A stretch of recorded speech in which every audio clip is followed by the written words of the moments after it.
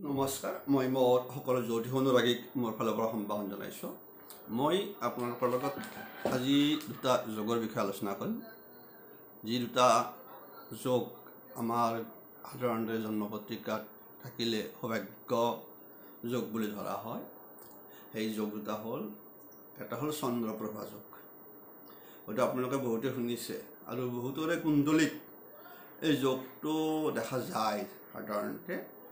কম বেছি পৰিমাণে এই যোগটো থাকে, চন্দ্ৰপ্ৰভা যোগ। সেই যোগটোৰ লগত আৰু এটা মই যোগৰ বিষয়ে আলোচনা কৰিম, শতশূন্য যোগ। শতশূন্য যোগ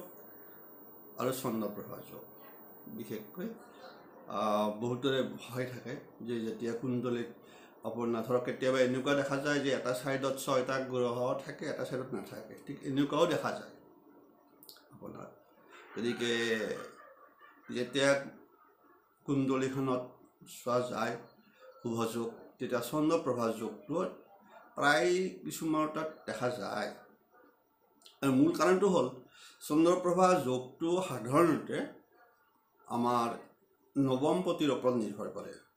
নৱমপতি মানে অৰ্থাৎ নৱম স্থানৰ অধিপতি, যিটো আমাৰ ভাগ্যাধিপতি বুলি কোৱা হয়, ধৰ্মাধিপতি বুলি কোৱা হয়। এতিয়া আপোনালোকে গমে পালে যে মুখ্যতঃ আমি সাধাৰণতে জানো যে আমাৰ কুণ্ডলীত যেতিয়াই কেন্দ্ৰপতি আৰু কোণপতি, অৰ্থাৎ কেন্দ্ৰপতি বুলি কওঁতে আমি কৈছোঁ আগতে যে যদি আপোনাৰ লগ্নপতি হওক, চতুৰ্থ হওক, সপ্তম, দশম, আনফালে কোণপতি বুলি কোৱাৰ লগতে পঞ্চম আৰু নৱম। যেতিয়া আমাৰ কুণ্ডলীখনত কেন্দ্ৰপতি আৰু কোণপতি দুটা মাজত এটা যোগ সৃষ্টি হয়, বিশেষকৈ ক্ষেত্ৰ বিনিময় যোগ হওক বা সমাদৃষ্টি হওক, তেতিয়া ৰাজযোগ সৃষ্টি কৰে। ঠিক সেইদৰে কেতিয়াবা আমাৰ অকল এই নৱম স্থানৰ অধিপতি, বিশেষকৈ কোণপতি, সাধাৰণতে কোৱা আছে যে কোণপতি হিচাপত আপোনাৰ অৰ্থাৎ পঞ্চম আৰু নৱমৰ ভিতৰত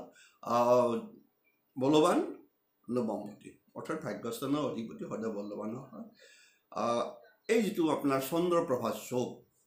এই চন্দ্ৰপ্ৰভা যোগটো আপোনাৰ সাধাৰণতে দেখা যায় যদি নৱমপতি যদি গ্ৰহটো সেই নৱম স্থানত থাকে, তেতিয়া সেই চন্দ্ৰপ্ৰভা যোগৰ সৃষ্টি হয়। যদি নৱমপতি নৱম স্থানত থাকে,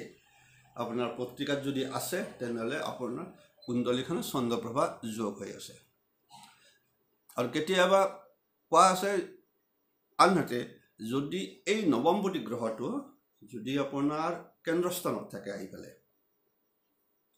মইতো কৈছোঁৱে যে কোণপতি হিচাপত পঞ্চম আৰু নৱম, বলৱান হ'ল নৱমপতি। গতিকে যদি নৱমপতি অৰ্থাৎ ভাগ্যস্থানৰ অধিপতি যদি আপোনাৰ কুণ্ডলীত আহি যদি লগ্নত থাকে বহে, যদি চতুৰ্থ স্থানত বহে, অথবা অকলে কোনো কানেকশ্যন নোহোৱাকৈ, অথবা যদি সপ্তম, দশম,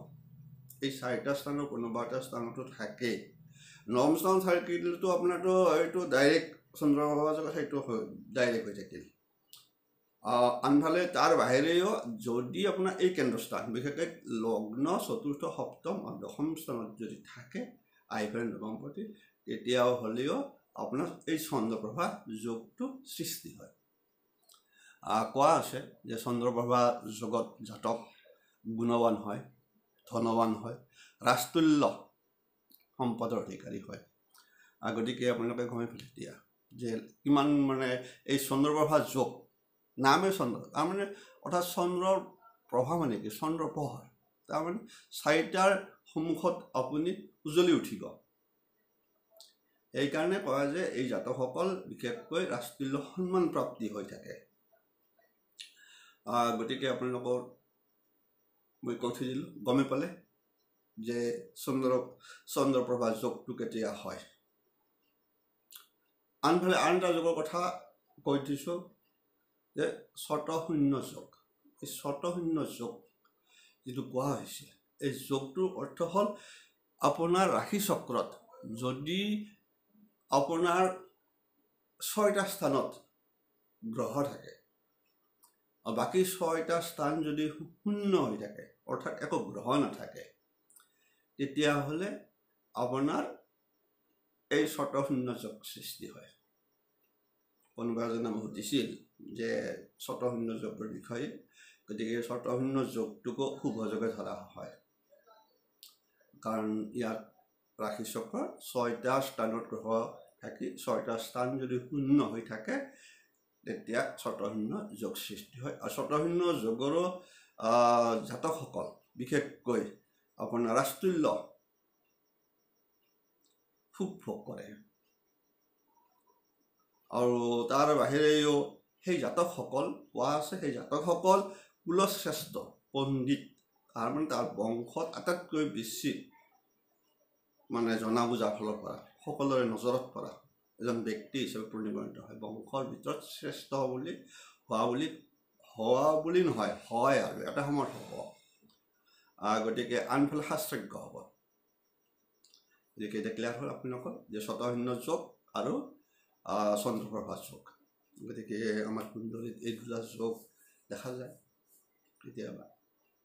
যে আপোনালোকক কৈ থৈ দিলোঁ যে শতশূন্য যোগ আৰু চন্দ্ৰপ্ৰভা যোগ দুটা সৌভাগ্য যোগ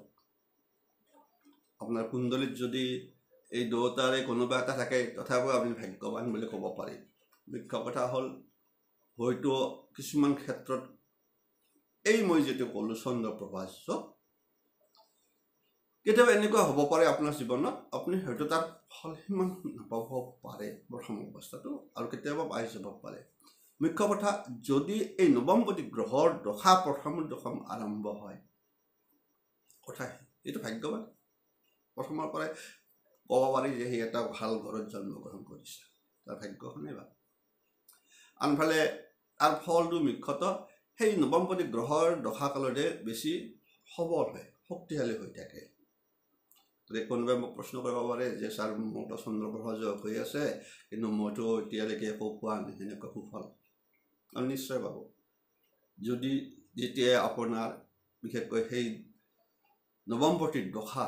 বা অন্তৰ্দশা কালত বিশেষকৈ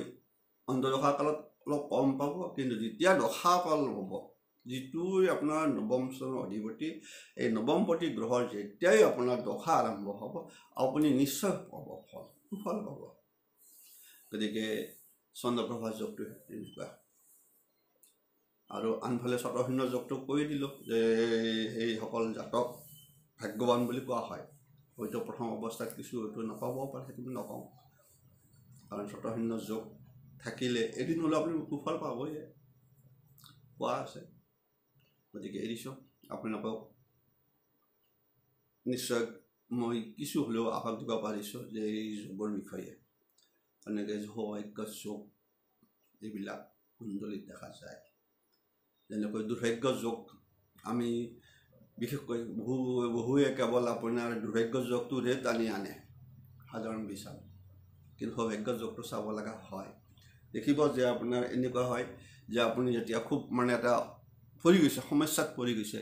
তেতিয়া আপুনিতো এজন জ্যোতিষী তাত যাব যালে আমি সাধাৰণতে চাওঁ যে হয় দেখোঁ কিন্তু সেই সময়ত কিন্তু আপোনাৰ এনেকুৱা গ্ৰহৰ চাব লাগিব কোনটোৰ দশা চলি আছে মইতো কৈছোঁৱে যে চন্দ্ৰপ্ৰভা যোগৰ ফল পাব লগা হ'লে এই নৱমপতি গ্ৰহটোৰ দশাকাল আৰম্ভ হ'ব লাগিব আৰু য'ত আছে কেতিয়াবা দেখা যায় য'ত আছে কেন্দ্ৰস্থান কোনটো যিটো কেন্দ্ৰস্থান আছে সেই গ্ৰহটোৰো যদি দশা আৰম্ভ হয় তাৰ লগত যদি নৱমপতিৰো যদি অন্তৰ্দশা আৰম্ভ হয় তেতিয়াও কিন্তু আপুনি সুফল পাব আৰু শতশূন্য যোগৰো আপোনাৰ তেনেকুৱাই মাজে মাজে মানুহৰ জীৱনত থাকিবই গতিকে জানি থ'লে এটাই ভাল আপুনি সাহস কৰিব পাৰে মনত সাহস একো নহয় আপোনাৰ মনত সাহস থাকিব সাহস আহিব এতিয়া জানি থওক কত ক'লোঁ মই যে শতশূন্য হ'ল আপোনাৰ ৰাশি চক্ৰত 6টা ৰাশিত গ্ৰহ থাকে বাকী 6টা খালী থাকিলে শূন্য থাকিলে তেতিয়া শতশূন্য যোগ হয় খুব ভাল যোগ এইটো ৰাজতুল্য খুব ভোগ কৰিবই আপুনি এৰিছোঁ নিশ্চয় আপোনালোকে বুজাত বিশেষ অসুবিধা পোৱা নাই গতিকে এনেকৈ দুই এটা যোগ আলোচনা কৰি থাকিম এৰিছোঁ সকলোৰে মংগল কামনা কৰিলোঁ সকলোৱে ভালে থাকক